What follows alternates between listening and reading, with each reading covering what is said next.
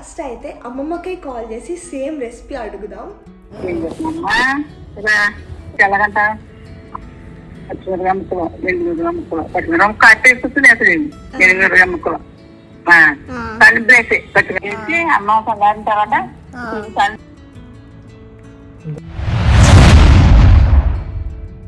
ఈరోజు అయితే నాకు దద్దోజనం తినాలనిపిస్తుంది. మనం ఆల్రెడీ లాస్ట్ వీడియోలో మాట్లాడుకున్నాం కదా ఫుడ్ ఇంకా మెమరీస్ కోసం అని. అలాగే నాకు దద్దోజనం అంటే గుర్తొచ్చేది మా అమ్మమ్మ గారి ఇల్లు. మా అమ్మమ్మ వాళ్ళ ఇల్లు భీమవరంలో ఉంది. ఎవ్రీ ఇయర్ దసరాకి అమ్మమ్మ కంపల్సరీ దద్దోజనం చేస్తుంది అనమాట. దసరాలో దుర్గాష్టమి రోజు అది అమ్మవారికి ఇష్టం అని చెప్పి ఎవ్రీ ఇయర్ కంపల్సరీ మిస్ అవ్వకుండా చేస్తుంది. సో నాకు దద్దోజనం అంటే ఫస్ట్ గుర్తొచ్చేది దసరా హాలిడేస్ అండ్ అమ్మమ్మ గారి ఇల్లు. నాకు అమ్మమ్మ గారి ఇల్లు అంటే చాలా ఇష్టం.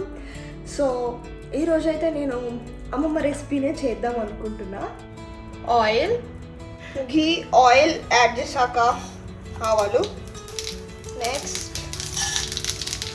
శనగపప్పు, మినపప్పు, జీరా ఇవి ఫ్రై అయ్యాక కరివేపాకు, green chilli and dry red chilli, పసుపు యాడ్ చేస్తున్నా. మనం పెరుగు వేసే ముందు తాలింపు ఫుల్గా చల్లారిపోవాలి. అది చల్లారేలోపు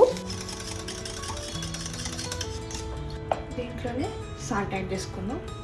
నెక్స్ట్ తాలింపు కూడా కొంచెం చల్లగా అయిపోయింది. ఇప్పుడు ఈ తాలింపులో పెరుగు యాడ్ చేస్తాను. ఇంకా కొంచెం థిక్ కలర్ కాబట్టి ఇంకొంచెం పసుపు యాడ్ చేస్తున్నా. ఇప్పుడు రైస్ యాడ్ చేస్తున్నా.